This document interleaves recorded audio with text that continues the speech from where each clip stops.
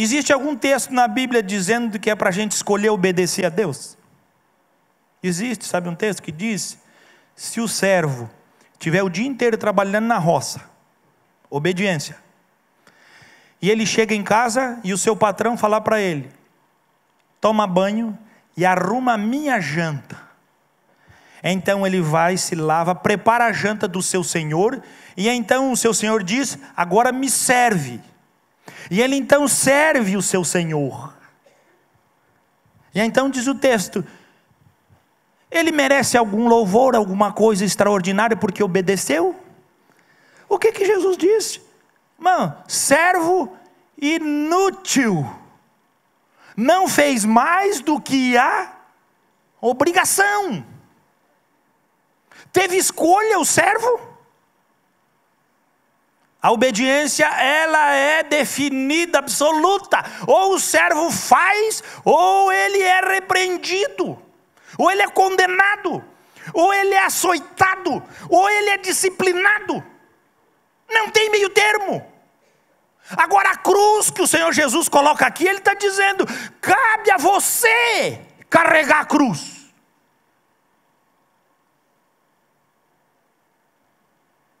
Cabe a mim e a você, que sabemos muito bem que negamos a cruz quase todos os dias, mas não negamos o nosso eu. Como podemos dizer que obedecemos ao Senhor se há obediência absoluta? Precisamos sim entender que esta cruz, que a cruz não é a sogra, a cruz não é o marido, a cruz não é a esposa, não é filho, a cruz é eu. Por isso está dizendo: se alguém quer vir após mim, a si mesmo se negue. A maior cruz da sua vida é você.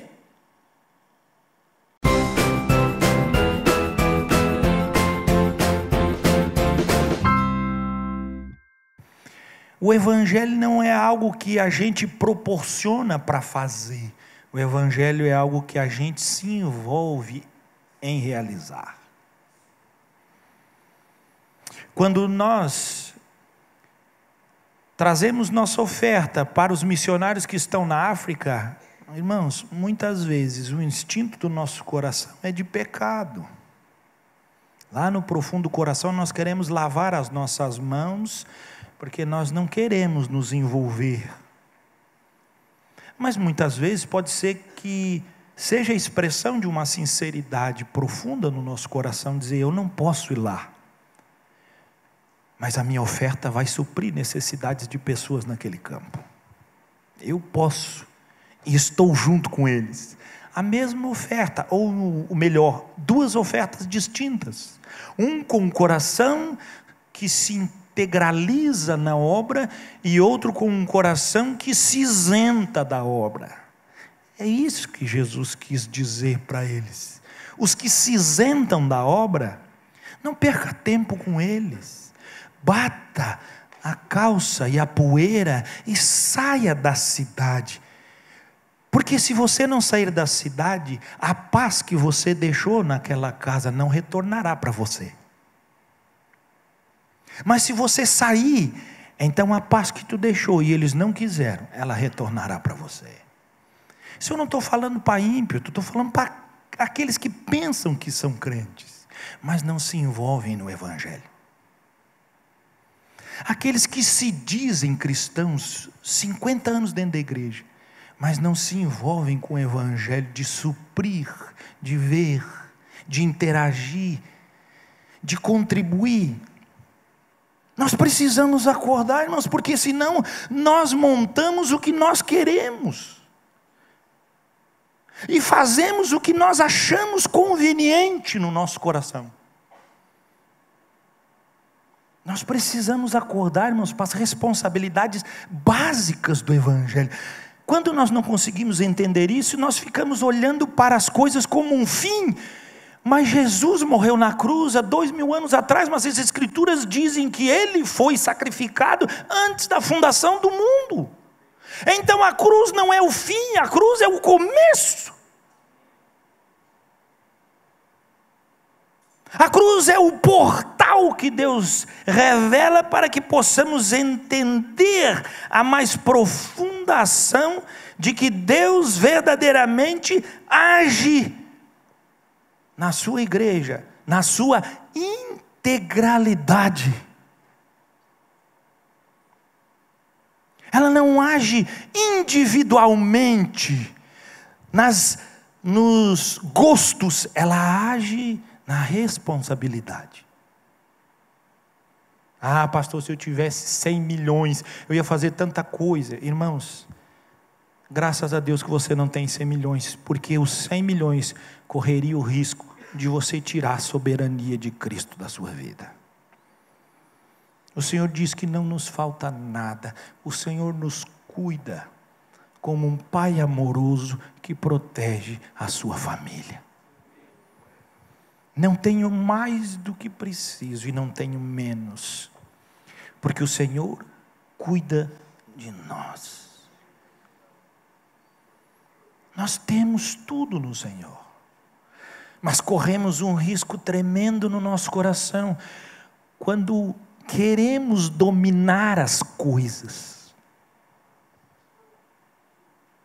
Saiba disso, irmão. Quando você retém e não obedece, você está tirando o senhorio de Cristo.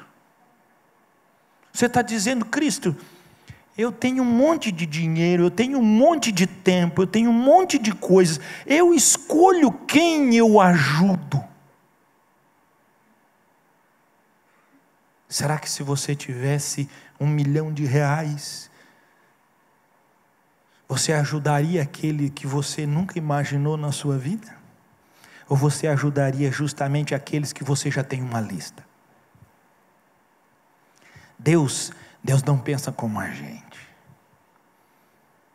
Por isso que Ele administra tudo, e Ele dá para quem necessita, e Ele tira de quem Ele convém, porque Ele sabe muito bem administrar perfeitamente. E quando eu estou debaixo deste senhorio de administração, então eu entendo muito bem, e eu sei muito bem a glória do Senhor, a evidência dessa glória, e me sujeito em profunda obediência ao senhorio do Senhor, que me conhece, que supre a minha mais profunda necessidade, para trazer a essência de tudo aquilo que procede de Deus para mim. Nós pensamos igreja muito dentro de um tempo humanista. É eu que decido, é eu que faço, é eu que arrumo, é eu que sei. E aí nós criamos as ideologias que estão aí ao nosso redor. Todo tempo tem uma ideologia nova. Há 10 anos atrás, há mais, 15 anos atrás, 20 anos atrás, era a tal do ISO. Eu sempre falei, é ISO 901, é ISO. As empresas tinham que passar por etapas, uma injeção de tubo. Agora, não é mais. Agora é o tal do coach. Já não fizeram um coach de retalho na cabeça do cara? Agora tudo é coach. Rapaz, tudo que o homem pode aproveitar é útil. Mas a obediência, 20 anos atrás, ela estava lá. 10 anos atrás, ela estava lá. Hoje, ela permanece no mesmo lugar. O coaching, daqui 5 anos, vai aparecer uma nova moda. E vai cair no esquecimento, mas a obediência à verdade, a manifestação do entendimento de que estamos em Cristo, em essência, elas jamais caiu no desuso. Antes de ser formado qualquer coisa, o Cristo já tinha sido sacrificado. Antes que pudesse ter nome, antes que pudesse ter registro, lá nos segredos de Deus, já tinha sido feito a obra de consumação e redenção. E o Senhor, ao olhar para aquilo, diz: vai valer a pena. E hoje o que nós respondemos para Deus? Valeu a pena, Senhor. O Senhor Jesus, pela profecia que se manifesta em Isaías, dizia: e ele verá o fruto do seu penoso trabalho e se alegrará. As coisas da manifestação de Deus estão plenas e presentes. O problema é quando nós queremos que as coisas de Deus se encaixem na nossa vida, e não nós nos submetermos. Mas Jesus passou por isso? Irmãos, Jesus passou pela mesma tentação e provação que você e eu. Tu imagina se ele quisesse, presta atenção, se ele tivesse as mesmas atitudes que nós. Peraí, eu vou salvar só o pessoal que eu gosto. Quando a sua casa, que é prioridade de todos nós, não esqueça, quando a sua casa foi até ele, e ele estava no ministério, em obediência à voz do Pai, ele diz: quem são minha mãe, meus irmãos, minhas irmãs? Eles estão lá fora, eles estão dizendo que é para tu correr lá. Ele disse: eu, minha mãe, meus irmãos, minha mãe, meus irmãos, minhas irmãs, estão aqui ouvindo a palavra. Foi isso que ele falou? A prioridade de Jesus é igual à nossa?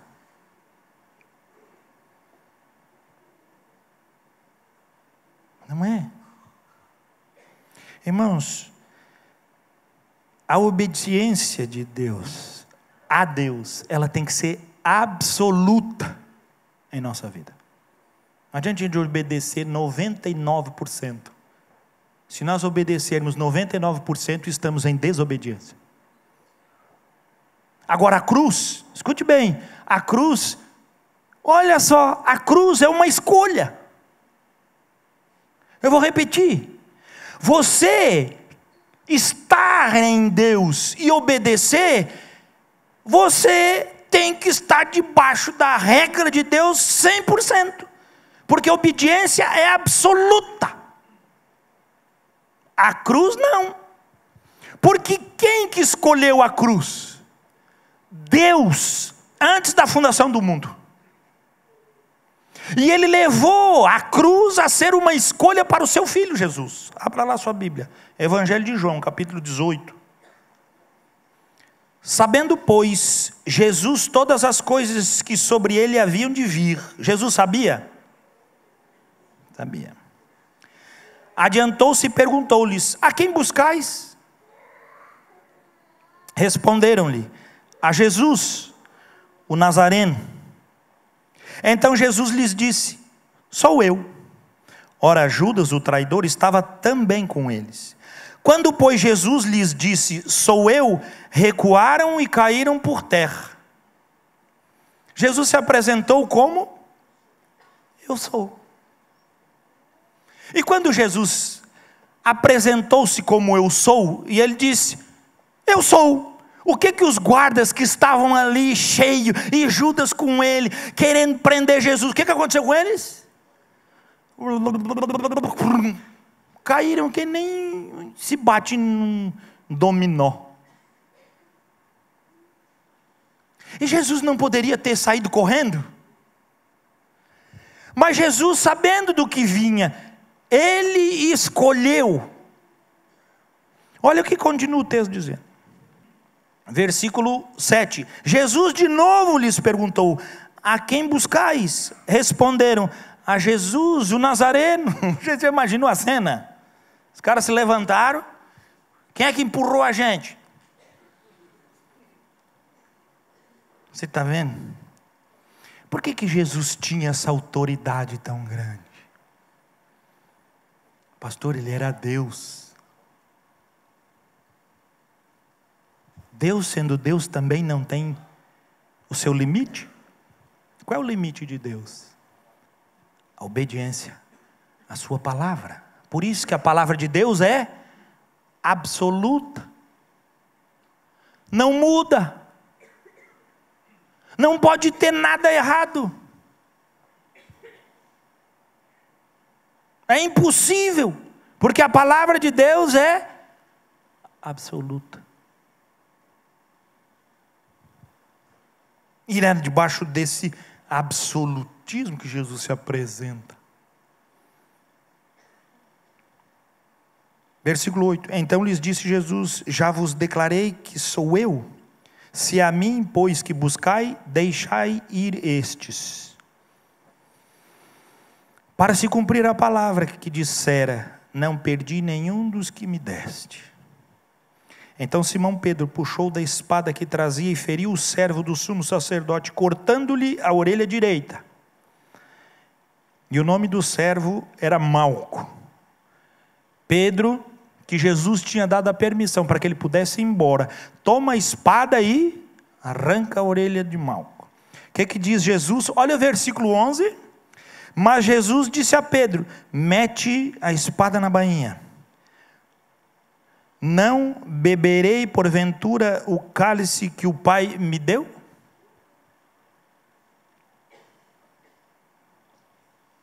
Jesus tinha outro desejo no coração?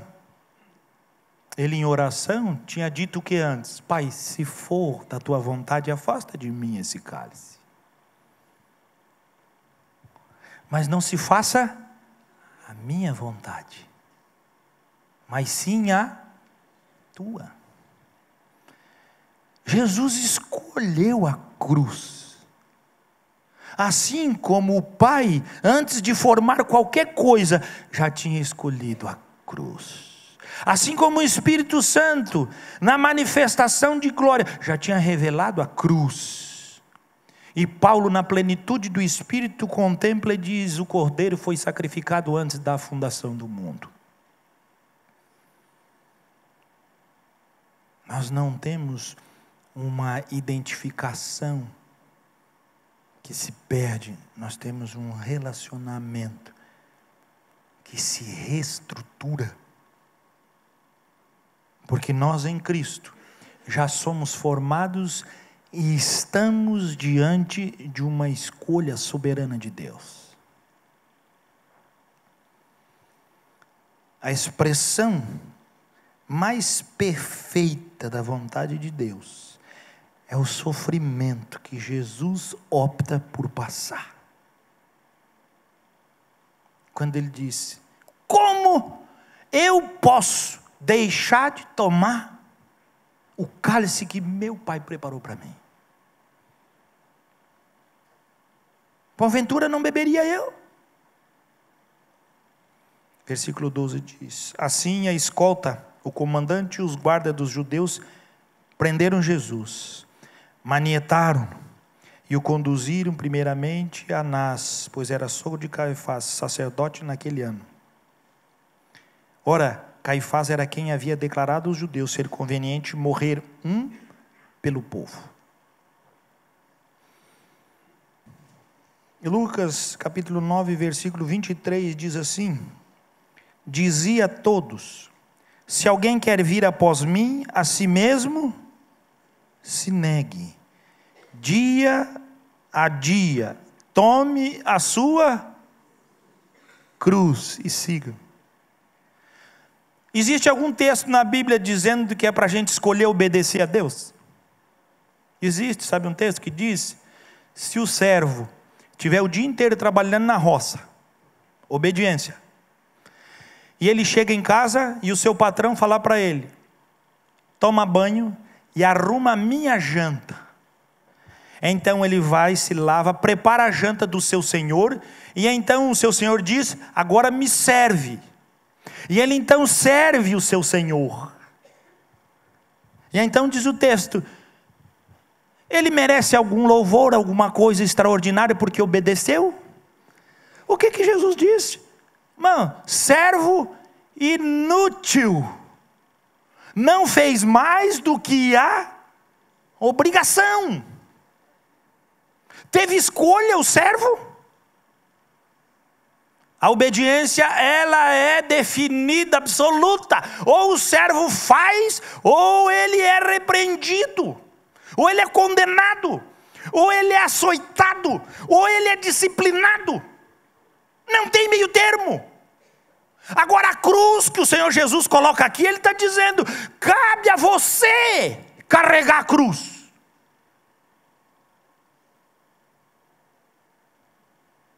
Cabe a mim e a você, que sabemos muito bem que negamos a cruz quase todos os dias, mas não negamos o nosso eu.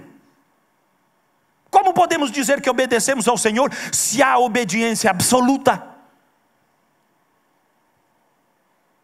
Precisamos sim entender que esta cruz, como o pastor Tiago falou bem claro no Autoconfrontação, quem participou essa semana, que a cruz não é a sogra, a cruz não é o marido, a cruz não é a esposa, não é filho, a cruz é eu. Por isso está dizendo, se alguém quer vir após mim, a si mesmo se negue. A maior cruz da sua vida é você.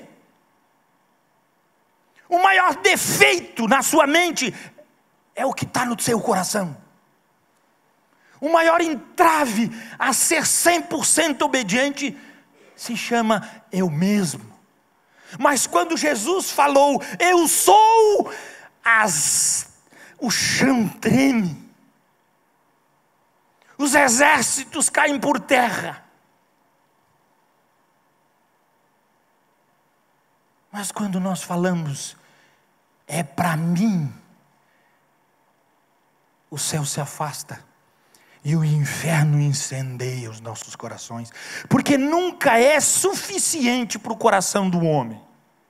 Por isso que a Bíblia diz que é uma cruz. Ele quer uma calça. Aí ele compra. Aí não serve mais aquela calça. Não é que não serve para ele. Ele precisa de duas. Aí agora ele precisa de uma mais assim, agora ele precisa de um menos assado, agora ele precisa de aqui. Ele não está contente nunca. Nunca está bom. Nunca está bom. E está sempre correndo atrás. Irmãos, por que você está correndo, perdendo a sua vida? Não foi cantado, anunciado aqui pela música, que o Senhor está vindo? E por que você está perdendo tempo com coisas que não são santas e consagradas ao Senhor?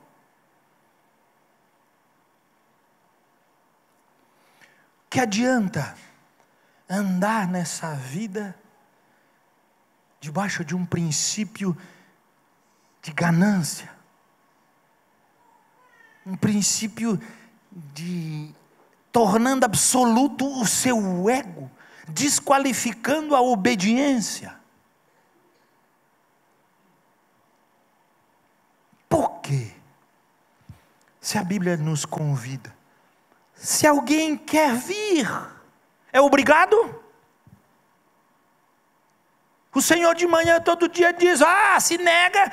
Não, se você quer seguir a Jesus. Eu quero ser um discípulo de Jesus. Não, irmão, não é ser discípulo de Jesus, não é vir na igreja aqui. Ser um discípulo de Jesus é todo dia. Olha, diz o texto, é todo dia se ver e se arrepender de ser quem é. É todo dia clamar ao Senhor e dizer, tem misericórdia de mim, Senhor. É todo dia. Se alguém quer vir após mim, a si mesmo se negue dia a dia. Tome a sua cruz e siga-me. Qual é a evidência dessa, pastor? De seguir o Senhor. Mas eu sigo, pastor, na semana tem 7 dias, eu sigo o Senhor no sábado e no domingo, nos outros o senhor sabe, né? Não dá. O versículo 24 diz, e pode ser que seja uma necessidade sua, pois quem quiser salvar a sua vida, perdê-la-á. Quem perder a vida por minha causa, esse a salvará. E o que diz o 25? Que aproveita o homem ganhar o mundo inteiro. O mundo não é absoluto. Esse mundo está entesourado para ser destruído e reduzido à chama. E vai ser reduzido a cinza. Porque foi contaminado com o pecado. E só existe um jeito de purificação: cinza. É o estágio mais puro que se tem. Não é ouro, não é nada, é cinza. E quando esse mundo for encandecido, até o ouro vai ser transformado em cinza. Porque não há valor debaixo da ira de Deus. As casas da moeda no mundo todo vão ser destruídas. Os cheques predatados, tudo vai ser queimado. A Bíblia diz: e o que adianta o homem ter o mundo inteiro? Nós bem sabemos e conhecemos histórias de pessoas que lutaram a vida inteira para ser estes que conquistam o mundo. Morrem e não levam nada. O texto está dizendo: a preocupação tem que ser com o teu coração. Acima de tudo, guarda o teu coração, porque deles é que procedem, olha só, os caminhos para a tua vida. Que diz mais: que aproveita o homem ganhar o mundo inteiro, se vier a perder-se ou causar dano a si mesmo. Quando você quer se proteger, se guardar, você está em desobediência ao que quer seguir a Jesus. Está errado. E você está se lascando. Que diz mais? Porque qualquer que de mim, olha só, que de mim e das minhas palavras se envergonhar, porque as palavras de Deus são absolutas, não mudam. E a gente pensa que a gente está ouvindo a Bíblia e alguém vai falar: eu falei de Jesus. Ai, pastor, não falei nada, eu fiquei envergonhado, naquele dia Deus vai me julgar. Não! O texto está dizendo que você se envergonha da palavra quando você não a pratica, porque ela é absoluta. E Ele vai chamar você naquele dia. Por isso eu estou hoje pregando desse jeito. Naquele dia Ele vai dizer: vem cá, teu pastor não lhe ensinou a verdade do Evangelho? Ele vai dizer: ensinou. Então tu sabe as consequências. E então tu serás expulso e envergonhado. Porque a palavra de Deus é absoluta.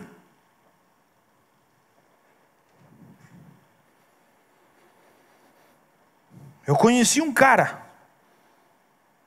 que ele era tão absoluto para si, se dizia crente, abriu uma igreja para dar o dízimo para ele mesmo. Não, agora eu sou pastor, eu dou o dízimo para mim mesmo. Agora eu sei muito bem que o meu dinheiro é para mim mesmo. Ele não entendeu nada.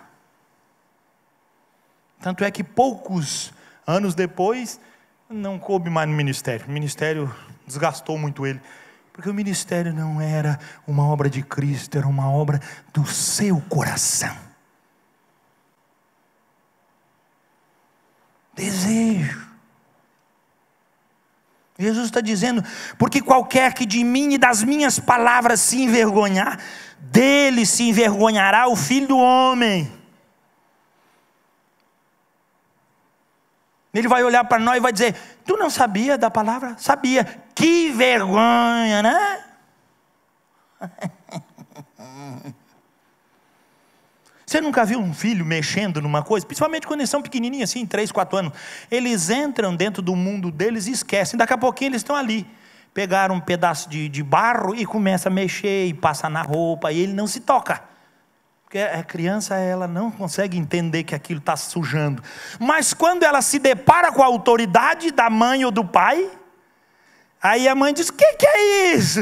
Aí ele olha e diz: mas quem que me sujou desse jeito? Quem foi? Quem foi que fez isso?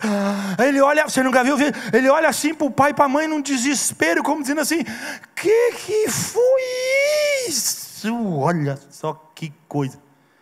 Que é isso? E ele levanta as mãozinhas assim, faz assim, né?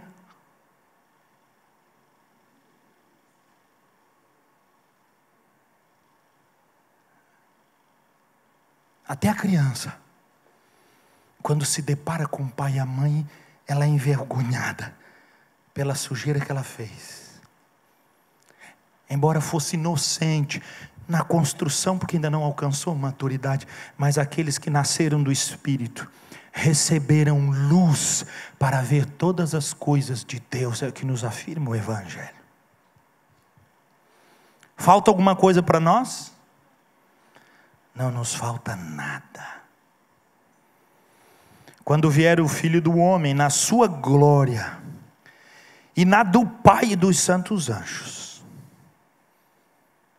eu quero ver, eu já falei, eu quero ver as respostas dos homens naquele dia, quando aparecer a palavra de Deus. É que nós estamos aqui para cumprir ordem de quem? Do sumo sacerdote, do principal dos líderes. Nós procuramos quem? Jesus, o Nazareno. Sou eu. Cadê as autoridades dos homens? Cadê as consciências? Cadê as convicções? Quando Jesus aparecer, isso é uma demonstração clara que a igreja não sabe o senhorio e a glória de quem é Cristo. Porque se soubesse, ela não piscaria para o lado. Antes teria um temor e seria sábia, porque o temor do Senhor é o princípio da sabedoria. Ela seria completamente livre. Mas não, ela é amarrada, porque ela não carrega a sua cruz, dia após dia. Ela não nega a si mesma. Fique tranquilo. A forma como você pensa, tem um monte de gente que pensa igual a você. Mas todos eles serão envergonhados. Que diz o versículo 27. Olha só. Verdadeiramente vos digo, alguns há dos que aqui se encontram, que de maneira nenhuma passarão pela morte, até que vejam o reino de Deus. Coisa maravilhosa, hein? O que ele estava dizendo? O reino de Deus em plenitude, o Cristo ressuscitado. Muitos do que ouviram Jesus falar, ele diz: o reino em plenitude se apresentará a vocês, e muitos de vocês, naquela época ele disse aos seus discípulos, não passarão pela morte. Ele não está falando dos 12, dos apóstolos, está falando de todos que estavam ao seu convívio, os que o seguiam, aqueles que ele convida para negar a si mesmo e carregar sua cruz. Se você aprendeu duas coisas nessa noite, que ela possa marcar o seu coração. Primeiro, a palavra de Deus é absoluta. Segundo, a cruz é uma escolha. Cabe a você, dia após dia, se conformar à cruz, para que os sofrimentos dela, como nos diz o Evangelho, nos tornem a semelhança de Cristo. Então nos regozijaremos pela vida manifestada na obra de Cristo. Então saberemos que nada, absolutamente nada, foi sem fundamento, mas foi na convicção da palavra.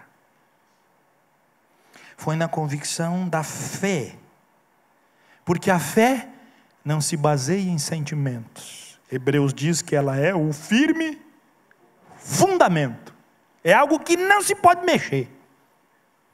Firme fundamento. A fé é algo imutável, firme, alicerce. E a fé? Que engraçado, né, irmão? A fé vem da onde? Do sentimento. O que Romanos diz? E a fé vem pelo... E ouvir do quê? Da palavra de Deus. Porque a fé vem do que é absoluto. E a palavra de Deus é que é absoluta. Então, se a sua fé é vacilante, você é um desobediente. Porque nós não temos escolha. Ou obedecemos, ou obedecemos. Porque reside em nós uma nova natureza. Nós não somos do que são condenados, nos diz a palavra, mas somos dos resgatados em Cristo Jesus.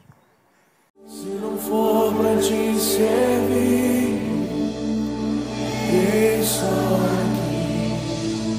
Se eu quero